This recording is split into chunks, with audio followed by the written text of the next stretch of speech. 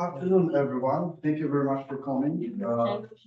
I'll be inviting our today's speaker, Alexis Finoguenov, who is currently professor at University of Helsinki. Well, I met Alex 7 years ago, roughly maybe 7.5, for the first time in 2017, high above the plateau of Earth, because Alex is among many other things. One of the things he's doing is organizing Alpine cosmology workshop. It's one of a kind conference in sciences, like definitely physics. I don't know another. When every year we meet in somewhere in the Alps, we move from hub to hub, carrying projector and the laptop, and in every hub we like an hour-long talks for everyone. So it's an amazing opportunity, and I really like that because you can talk a lot about science and learn from each other. Let me tell you something about Alexis. So he did undergraduate in the group of redshift United. It was Moscow, right?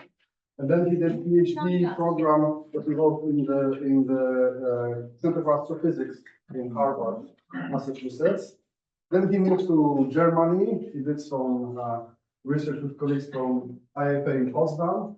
Then moved to MPE in Garching, so Mexican Institute for Extraterrestrial Astronomy. And finally, since 2012, he's at Helsinki, and I think I'd like to stay for the time being. So Alexis is also was also one of the scientists that was working hard on the behind the scenes for the scientific rationale for Rosetta mission, because he's actually world expert in X-rays and clusters of galaxies. So he will tell you a lot about this in a minute, I hope. And he's currently also involved in the Euclid of the Finnish side and many other things among others. So, well, without further ado, I can. Alexis said it's 45 minutes, so I give you like 30 minutes time. If you're okay. Okay. Thanks very much for this introduction. So, right. So when I was selecting the topic for this colloquium, I decided I pursued a particular interest because I want to get Wojtek excited about the problem that I'm going to describe that needs to be solved, and I have some idea how it can be solved, but somebody has to solve it. Okay, so right. So the title is about the new insights on the structure formation, and I will be describing, some of the new observational results that we have obtained. Okay, and I will be describing various parts of the universe in my talk. Jumping back and forth a little bit, but this picture that I have selected is a good illustration of what I'm talking about. So we are trying to connect the cosmic web, okay? So which is known to be traced by galaxies. So here every point that you see on this plot is a galaxy, and you can see that it's galaxies not distributed uniformly. They form large structure. And on top of that, I put in color X-ray emission, and that's just like you see it. Keeping just the large scales of X-ray emission, like typically half a degree, okay, so really large scales. So, and you can see that on these large scales, the emission seems to trace the, this large scale distribution of galaxies. And that's how we in X-rays detect galaxy clusters. So to give a bit of an introduction of why we are studying galaxy clusters, of course, the main interest to study galaxy clusters comes from physics, because galaxy clusters probe cosmology. And the way the galaxy clusters probe cosmology is that as the universe evolves, we have so-called distributed volume abundance, okay, number of objects per unit volume of clusters to strongly evolve. Okay, so we have here the total mass of the object, and if we consider the local universe redshift 0, we have very massive systems. Okay, and when we look back at the universe at the beginning, these massive systems were not there, and the exact way this evolution proceeds depends on cosmological parameters, and so there is an interest to study these distributions to infer underlying cosmological parameters. So this is a picture of a cluster at redshift 1.5. So this here, and it's comes from deep surveys. So and I've been doing both. I've been working at this redshift range, at that redshift range. But most recent work, I moved back to redshift 0 because there are lots of things one can learn and at redshift 0 that we have to guess at high redshift. So and that is what my talk will be about. So the way cosmology illustrates with Gauss clusters can be also parameterized as a function of some variable. We call it mass variance sigma, in which the distribution of objects is almost the same. Okay, there's like this plot shows that it's not exactly the same, but it's almost the same. Okay, so and the only thing that changes for us is the conversion between the mass of the object and this variable, which is a function of redshift and cosmological parameters. Okay, so but the shape is the same. And when we do cosmology with actually any objects, but including clusters, the three pillars for that is the reproducibility, robustness, and the sensitivity. Okay, and the typical job that pick any two also applies here. So often we have to go for either sensitivity or reproducibility. And with my recent surveys, I'm pushing for reproducibility so that we can kind of simulate things from scratch and understand everything that we are doing. Okay, and that I think this is the, for me, is the way to the precision cosmology at the moment. But I've been also doing sensitivity and robustness in my career, because that you should, sometimes you need to do that as well.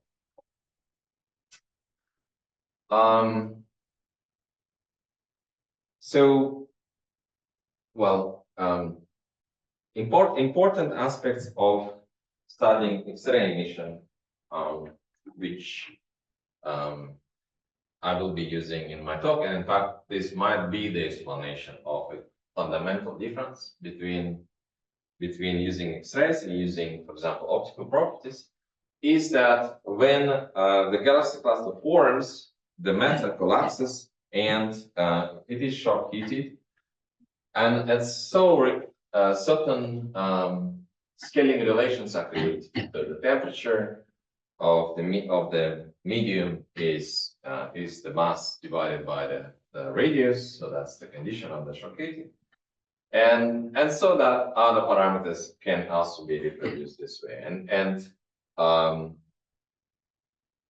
the person who published this model is Nick Kaiser, who also actively participated in our cosmology workshop. Nick has unfortunately didn't survive the long COVID, and so he is no longer with us. What is ICM?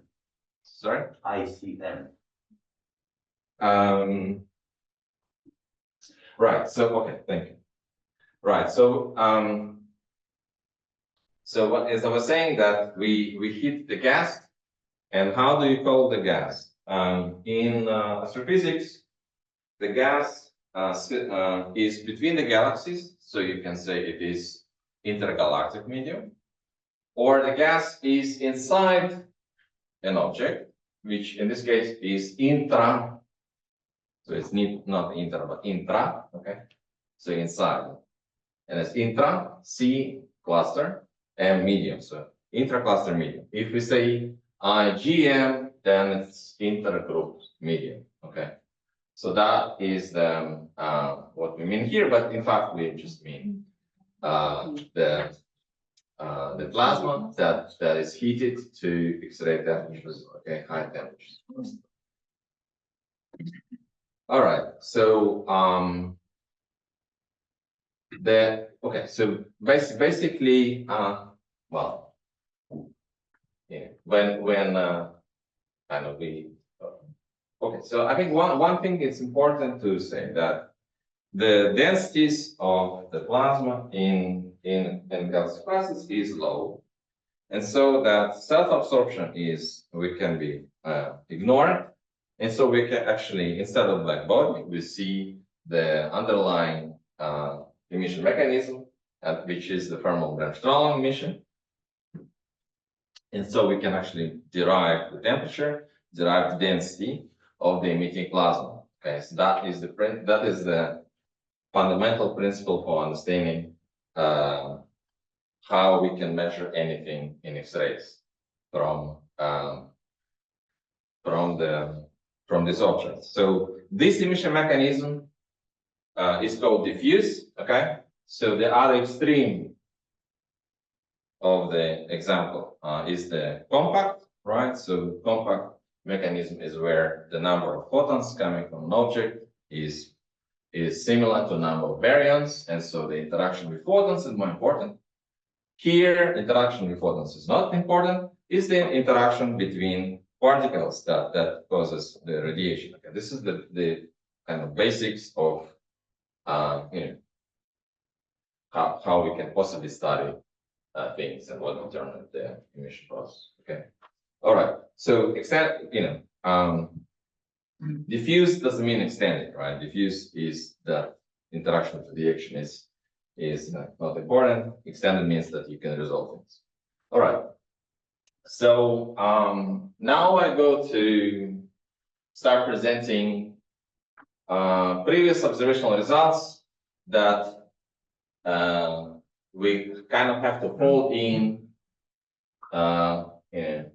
before presenting the results that I want to present coming from also, even though the result I'm presenting also come with the surveys I've been involved. So one result here is when you look for different properties on a galaxy cluster, such as amount of light in the galaxies, in the cluster member galaxies, versus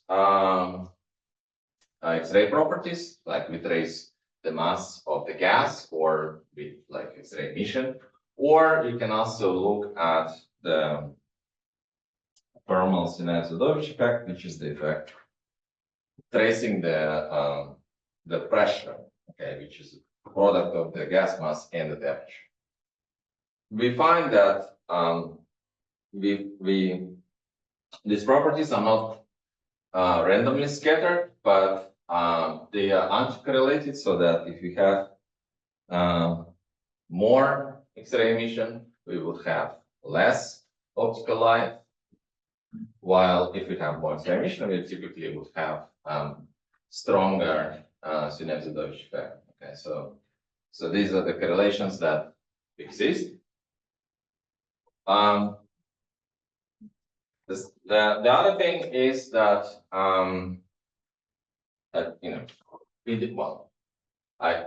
these are kind of, let's say, randomly thrown arguments that we have to look at, irrespective of the argument I have presented on the previous slide, which is could be difficult, but it's important for me to go through these arguments to explain,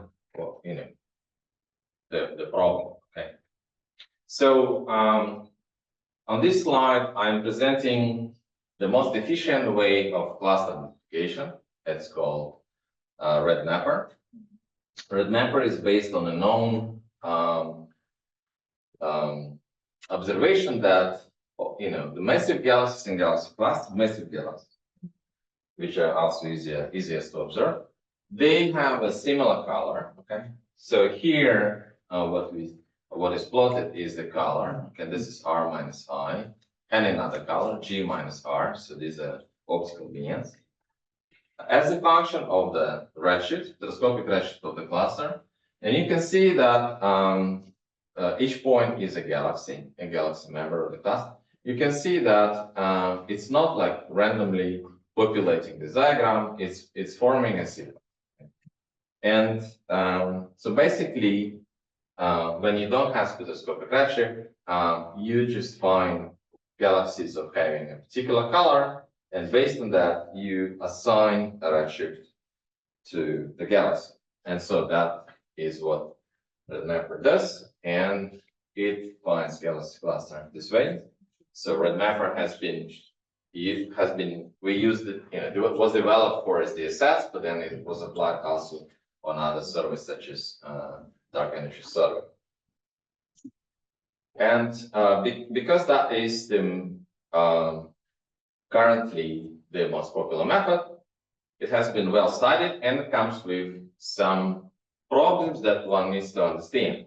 And the main problem is that the clustering of these objects is higher than what is inferred by the mass of the object, and that's something we need to understand. Okay. Excuse me, what is so special about redshift 0.35? You know, you see obvious change in the trend in both colors. Well, yeah, well, it's so basically, okay, so about redshift 0.35, what is special is that Sloan photometry becomes a bit shallow. And above this redshift, we start to lose galaxy clusters because we don't see all the galaxies that we could use at low redshift. So this line for this is redshift 0.7, for example. So this is nothing special, just a DSS. So it's observational effect, basically. It's observational. Yeah, observational effect. Also, it's there's a scatter in. So when you measure magnitude, you don't measure it at infinite precision. So when you go to the shallow part of your data, it will affect your observation. And so this is all the bad things start here. Okay. All right. So on the X-ray part, which is the kind of the paper that comes together with this RedMapper optical catalog paper is the CODEX clusters. So basically identification of X-ray clusters using RedMapper. So what I'm showing here is sensitivity in this DSS area. So and there's also distribution that peaks at 10 to minus 13 x per centimeter square. And the way the survey was constructed was to achieve the sensitivity expected from a Rosetta by pushing the detection limit down to the lowest possible level. So and we had some cosmological results coming from that survey. There's some cosmology, the constraints that you can derive based on evolution of number of clusters as a function of in different richness beams as a function of redshift. So this is this paper. Also, one can look at evolution of X-ray luminosity function, which is the number of clusters as a function of the luminosity. And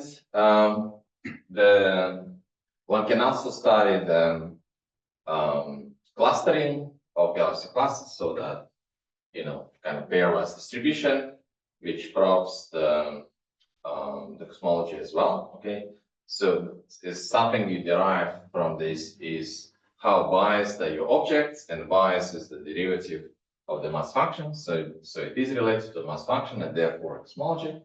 And what you get is the following: that formally speaking, you have your best constraints on cosmological parameters that occupy this zone. Okay, But then if you change your the way you trace the mass, for example, you use X-rays or you use richness, you get differences, and the differences are as large as the area that is shown by these contours. And so that basically at this point you can say that the study is a systematics driven. Okay, so and then if it's systematics driven, your new data, of course, will shrink these contours, but systematics will remain the same. Okay. Of course, you can still improve things if you expand this to a larger redshift range, and this will allow you to reduce the systematics or effective systematics on your constraint. That is possible. Okay, but in principle, at at low redshifts, which means below redshift 0.5, we are systematics driven in our cosmological studies. Okay, so it means that it's time to switch from sensitivity to reproducibility in our studies. But this means that you're not bothered by the fact that the Planck best fit from CMB is like 2 sigma away from your best fit, because systematics is estimated, but might be in principle large, right? You're not bothered by yeah. that. So the Planck in fact is not ruled out. We checked that it's not ruled out when we include all the systematics. Yeah. What do you mean rule out? Because that is 1 sigma. Oh, it's only 1 sigma, okay. It's much better than okay. So right. So the results I'm going to show you are based on okay. So these were the kind of forward me explaining you what kind of objects we're dealing with, what kind of object detection we're dealing with, what kind of problems that we have. Okay, and now I'm switching to, let's see whether we can learn something from our observations that help us resolve this puzzle, right? Why is the things are different when we take different what we call mass proxies of the classes. So basically, what I will be driving to with this talk is the following message. I can tell you the message, you can and then prove it right. Okay, so what I'm driving at is that when we study galaxy clusters, we do not have access to the true mass. We have access to something that traces the true mass: X-ray luminosity, optical richness. These are called mass proxies. And lensing, but you don't touch that. Lensing is a true mass measurement, but it's uncertain and we don't have it for the following. So what? So the problem with mass proxies is that they exhibit variations that we didn't think they would. Okay, so they exhibit covariances that we did not anticipate, and these covariances is the reason we have systematic problems, and we need to do something else to progress on class cosmology. Okay. So it's the predicting these covariances what I'm interested to get involved, and I'll show you what I have in mind. Okay, but first the data. So basically, because I mean we initiated this work when in 2010, I think, more or less, where MPE joined SDSS survey, and we had our program there called Spiders. And part of this program was to prepare for a Rosetta mission by following up kind of detections that will be in Rosetta later on. So we have taken my CODEX sample and started following this up, and this just shows kind of phases of the project. When and which phase the certain areas has been taken. These are all our 32K spectra that we took for our cluster members. Okay? So they've been arranged by the best redshift that we have measured from the data. So you can see all the absorption features, how they get redshifted as you move in the redshift. We got typical completeness of cluster members close to 1 at redshift below 0.1, so, and still at distant values 0.3 or so at high redshift. And that is the distribution of clusters where instead of redshift we put the distance to the cluster so that we start tracing the logical structure of the universe. And in the yellow color, we show the location of the clusters with 15 members, spectroscopic members or more. And this subsample with larger number of members is the kind of primary sample for this study. So, so one thing that we were checking is let's say if you measure the redshifts of the member galaxies, you can refine the mean spectroscopic redshift of the object, but also you can measure dispersion, which we call velocity dispersion of the member galaxies. And you can also compare whether this dispersion value, sigma, corresponds to a Gaussian of this value, sigma. And if the correspondence is satisfactory, then this would be a Gaussian cluster. And if the correspondence is dissatisfactory, then it will be non-Gaussian cluster. So, and then we were checking, okay, so so this is what our data gives us. It gives us velocity dispersion and a measure, whether dispersion can be also the dispersion in a Gaussian, describing the distribution of velocities. So, and we start checking whether this non-Gaussian clusters, whether they are kind of special or not. In fact, they are not. They are the same, they have the same distribution of dispersion, the same distribution richness, and even evolutionary redshift is not seen. So everything seems okay. They do show much larger scatter of points around any scaling relations, any relation between velocity dispersion and any other parameter we would take, which means that these non-Gaussian systems are not kind of prevent us from seeing kind of small variations in parameters that we would like to have at hand to start testing for Alexis, the question. yeah. Do you really believe that these are true non-Gaussian velocity distributions, or might be there any selection effect that would make you pick up some of the velocities bias on one hand side and the other on the Gaussian solution, and then you there's no selection effect. There's no selection. There are truly non-Gaussian velocity dispersion distribution. Yeah, the selection is it's wrong number. I also had a question. So does this non-Gaussianity depends on the number of galaxies in the cluster? Because I would think that more compact, rich clusters are more relaxed, and then they should be Gaussian, right? Okay, so yeah, so right, so the non-Gaussianity is related to the presence of subclumps, and basically it's a characterization of.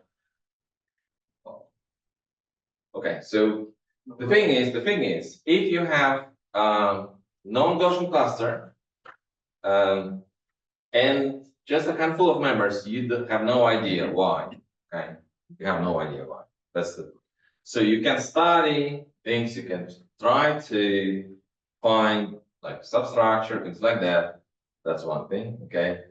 You can also say, well, maybe certain objects would have larger fraction of Gaussian clusters, such as like this what Bojan asked, whether compact systems have Gaussian distribution. Now, if I am to go the route of talking to you about compact systems, we'll be here standing for another hour because it's a super interesting topic. Okay, and I can throw in very provocative statements right away, but then you will stop listening to me. Okay, so I will not do that now. Okay. We can talk later. Okay, I have a lot of provocative things to say. It's a very interesting topic, but it's what I need from you, okay? Because I'm pursuing my, you ask your question because you're interested. I'm not answering them because I'm interested to keep your attention to the point I'm trying to make. So what I need from this test today, okay, is to be able to trace variations in the most sensitive way. And for that, I'm not gonna use non-Gaussian clusters, and that's like the only thing I'm doing. I'm just throwing them away, just because I can have a smaller dispersion around scaling relations, and so start to be sensitive to other things, right? And that's what I'm interested in. Okay. Okay, but in principle, this non-Gaussianity is not understood. That's like simplest thing I can say. All right, so one thing we realized that if anything, non-Gaussian clusters actually have slightly better scaling relation with X-ray, between X-ray and the richness, and slightly lower X-ray luminosities, and we think that this is an indication that the non-Gaussianity might be tracing the merger activity. And so, in fact, merge activity for X-rays improves X-rays. Okay, it's a kind of interesting run, but that's okay. That's just one result. Okay, so we also checked the other thing is that we have optical center of the cluster. We have X-ray center of the cluster. They form a distribution. So some of the clusters have large offsets between X-ray and optical, and we try to see whether non-Gaussian clusters would have difference in that. And there seems to be some kind of difference, but it's not very strong. Maybe here this little bit. But then when we kind of start doing scaling relations for clusters without offset, clusters with offset, we did not see much difference in the scaling relation, which is shown here. Okay, so in principle, we thought, okay, not a huge difference seen in the data. That's fine. Next year, but you might do 30-minute marks. So yeah, right. That's why I'm coming to like the key plot. So, you test, it's, I didn't want to go much detail previously because it's like, there's a lot of tests you do, and you finally find something, you finally start finding the results. So this is the result that I want to point out. So, once we start splitting the systems based on large scale structure density, so this is the density estimated using the radius of 50 megaparsecs, something like this, where and then we split the systems located in high density, located in lower density. We have this density threshold of 5. It is defined with respect to some number that one can always look at later. So it's just a split, and we split the data in half. Okay, whatever the half of the data lies is where we split it. So that is that value 5. And the thing we realized is that so when we look at normalization, so alpha is normalization, here beta is slope. we look at normalization, we have a clear difference in normalization of scaling relations. So basically, these are the whole set of curves, and the reason I'm using many lines is we're trying to see how various sub-definition of sample affects it, and it doesn't. So we either have lower curves or the higher curves, just based on whether the logical density is high or low. And that is not good. It's not supposed to happen. We're not. If you start tracing logical structure with your mass proxy, forget about the clustering. And that drives the systematics. Okay. And we realize that, in fact, not only drives systematics, it explains the other results that people were finding at local universe that contradicted the plots on the covariance that I showed at the beginning. So basically, if you have kind of covariance with logical structure and all your relations scale up, you introduce positive covariance and it overrides the negative covariance that I showed before. And in fact, positive covariance has been reported for nearby clusters by the group of Stefano Andreou. And so basically, at recent conference, I have congratulated Stefano on being correct, and that I have confirmed. And he told me that, in fact, they also studied that, and they concluded that indeed it is the logical structure that drives this positive covariance. So, okay, so we have a problem, and we need to understand how we can solve this problem. Okay. So one thing is when we look at X-rays, and then we look at various definitions of X-rays, we realize if we detect X-rays by the outskirts, that is what extended stands for, then we don't have this problem so much. But if we detect X-rays by the core, of, which is defined by pooling process and therefore is sensitive to baryonic physics, we start to see differences in scaling relations, not big, but detectable. So and then in principle, the postulate that I have is the following: that in principle, if you go back to Nick Kaiser's work, the scaling with the mass is only for the gas. Nobody predicts scaling with galaxies. Now, when we look at the galaxies, we trace the halo by the subhalo mass function. And whether this has no memory about the formation epoch of the cluster, I don't know. I'm sure there is a memory, and it's easy to check in simulations. On top of that, you also have halo mass to stellar mass formation. You could have the galaxies that more effectively tuning their gas to stars, some environmental effects. So you would have higher richness. You can, because of this, right? Well, yeah, but I would say one should test this once at a time, and this That's my postulate. Observational test on the kilo. But in principle, that is that can be the problem. Okay, so but the effect is the same. So basically,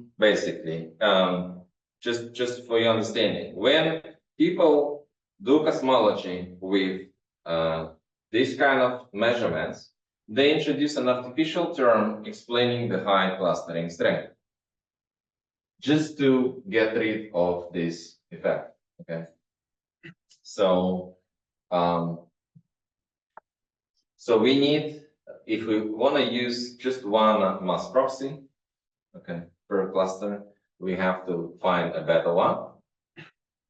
Alternative is not to use a one mass proxy, but maybe use a mass proxy and then field estimate, then you can correct for this. So that's another one. Okay. The next puzzle is this. So is in X-rays, if we start splitting our systems, based on the redshift. Okay. Then we have a redshift evolution of the scatter. And previously, there was this scaling relation for the scatter published at high redshift. And we agree with that very well. But the problem is that when we go to low redshift, our X-ray mass proxy luminosity start to scatter against other parameters like a log. And then we start checking if we are the only one who published, who are about to publish that. And apparently, every study that went to study galaxy class at low redshift publishes this high scatter. So I'm basically plotting all the points. So the scatter is very large. That is potentially is due to exponential growth of the full course, because that's the only thing that can grow so fast. If you didn't have a scatter here to get the scatter 0.1, it's hard to do it otherwise. You have to have something really, really fast. So spooling is probably the only one. So definitely we cannot use the full X-ray luminosity. We need to use the quark-sized X-ray luminosity, which with previous surveys was not possible, but with the modern surveys such as Rosita is fairly easy, especially in this redshift range is fairly easy. Okay. Also, one can do cosmology using velocity dispersion. That is an okay way. Okay. So the other argument that I have here is that we look at weak lensing calibration for the classes that I'm showing here, and because nowadays it's a new paper we just submitted. Nowadays, the optical data from legacy survey which is much deeper, also covers all extragalactic sky. We extended the CODEX catalog all sky, and in addition, for the sky go the overlap with Rosita, we can derive Rosita luminosities, removing point sources, removing also the unresolved cluster cores. And the effect of that, which is illustrated here, is basically, okay, so there's lots of parameters plotted. We can go back to that, but it's easier for me to use this plot to illustrate the point. The main effect is a change in the slope. And if we had, the quite precise measurement of the slope before, that did not agree with the prediction of the self-similarity, that now the newly measured one is a much better agreement. Okay. And this is the one where the cores of the classes are excised. So basically, there is a good prospect of using Rosita luminosity measurements to as a proxy of cluster mass. Okay, so that is a message that in the paper that we have submitted. So right, so explain this, explain that. Good. So just a few slides on the other efforts we have on the reproducible samples, and then later on, if we have questions, we'll see if I manage to explain everything I want to explain with this previous set of arguments. But the other thing I just want to throw in is that what is the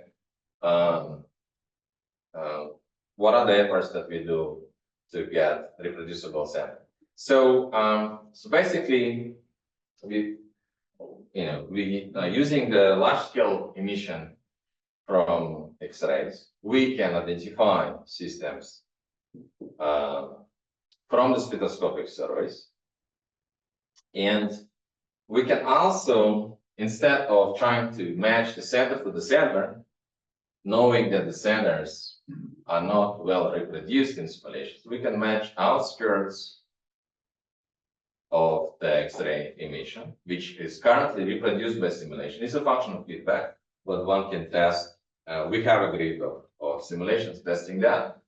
And with the full distribution of galaxies found spectroscopically, and those are also now reproduced in simulations as opposed to red galaxies. So when we use spectroscopic surveys and outskirts of galaxy clusters, we can introduce the reproducible way we identify things, and if we miss something, this can be reproduced in simulation. So that is the, and for that, there's a nice technique, it's called Hausdorff distance. So basically, you infer that your galaxies are inside X-ray emission, bulk of them, so we say more than half is inside, and all the points on the contour has a galaxy next to it, and that is what forms this distance. Okay, so if you have here all the contours too far away, here you have some of the contours that let's say maybe this has a relatively large distance to the nearby galaxy, but bulk of them have small distance that will define this. So that is our current approach of how we identify galaxy groups, and we actually realized that it performs rather well, and if we can start identifying the low velocity dispersion galaxy groups that were not identified previously with this method, and achieving high completeness levels at the level of velocity dispersion that have never been shown before. So this method is really is a breakthrough in the X-ray studies of the groups. Okay. So while scaling relations for these systems that would otherwise miss seems to be the same, so they are not missed for any reason of feedback. They are really missed because it's difficult to identify X-ray emission of galaxy groups. Okay, so let's see if I manage to explain about cosmology, all the conclusions that I want to obtain from this talk is, okay, so I have shown that the cluster cosmology is systematically limited. I have shown you that the richness is covariant with the density field. I also shown that the presence of cool cores is covariant with the density field. I've shown the evidence that we have a fast growth of scatter in X-ray processes at redshift below 0.2, which is not understood. And I have presented arguments that show that the removing of cool cores improves the reproducibility of scaling relations, and start explaining how we actually introduce new samples of galaxy classes that are easy to reproduce using numerical simulations. We do have already detailed follow-up on these first samples, and with lots of detailed results. So, but in principle, given that we will have more results coming for this year of cosmology workshop, so I will, I don't have to present here. We'll learn about them later on. Okay, so I think that's it. Thank you very much. Thank you for sticking up to the time really perfectly. Very good. If there are questions, the audience. Any other questions? Yeah. I think this sudden change of scatter with when we go to small redshift, this is quite interesting, and it reminds me some discussion of calibration of the supernova, whatever, that everything works at large distances, but then on redshifts of order of 0.1, sort of it breaks, and this is where the tension with Planck data appears. So I don't know what is really happening in small scale. All of a sudden, we are living in another universe, not matching the rest of. Exactly. That is very puzzling. It's very puzzling, and it repeats in different aspects, because then this calibration of supernova is not what you are doing, right? No. Which is because my and scatter in velocity dispersion doesn't need a distance. There's no distance involved. Yeah, but somehow it involves motion of the matter, and it seems like motion of the matter was affected, right? I don't know, maybe people who propose that this locally we have another universe or something like that. I think. But every pair here has an X-ray luminosity, right, with respect to something else. So because it's a couple of this relation, like it's always X-ray luminosity. It's an interesting point, but my question would be that, naively speaking, you can expect that clusters are the youngest dynamical objects in our universe. If you believe that dark matter has a structure formation, this is what it is, which means they form the latest, in a sense they get bounded and viralize the latest. And I guess there might be something that would contribute to this, because the longer you wait with the redshift, is in principle you should be more into non-linear regime. But because of viralization, the small objects that detach themselves from the background expansion earlier, the clusters are very special with that because they are very young. Yeah, but it looks like everything is very special in the local universe. So yes, and that is a problem. And which, by the way, explains why we have tension, a lot of tensions coming from the cluster studies in a local universe. So basically, also cluster studies in local universe, they contradict the cluster studies in distant universe in terms of cosmology. And local and it seems that like everything breaks. And indeed, it is public. Okay, so Wojtek, you need to explain this. Okay, I mean, 1 year. Half a year. Okay. So progress reports. Any more questions we have? Mariana, yes, I'm curious about how you're defining density, when you found this correlation between the richness and density where the clusters are found. Because it reminded me of a problem with the clustering of ELGs and LRG sample, where they found that they had a mismatch between the clustering in simulations and observations, and they fixed this by taking into account the tidal effects of the gravitational tidal effects. And they said environment matters. And so I'm curious at how you're defining the density here. Well, they simply run as, can compute densities on large scales. Basically, each galaxy, they draw a large circle around it and compute. Okay. That's okay. Simplest approach. But adjusted for completeness and selection effects, obviously, right? Right. Yeah, sure. Yeah. So I have a question. If there's no more question. So going back to the same, this is very puzzling in a sense that if you imagine that clusters should be like a bit like island universes, why there should be such a difference in the scaling relations of the different mass processes. But did you try to have this measurement also made for a high-richness sample? It's harder to measure density with high-richness sample, but in principle, you could think of proxy and see if you have, if this even change, this effect disappears with evolution or something like that. So, right, so measuring scaling relation as a function of density is indeed, is an obvious thing to do.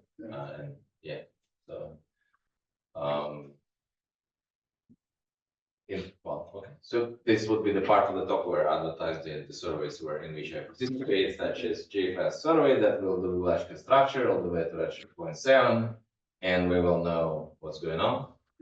Whether this effect is absent or not. So We're waiting for the data. All right. Well, the data arrives and we are working on it, but we need more. We need more data. There's a lot of papers that has to be written before we can get to those questions.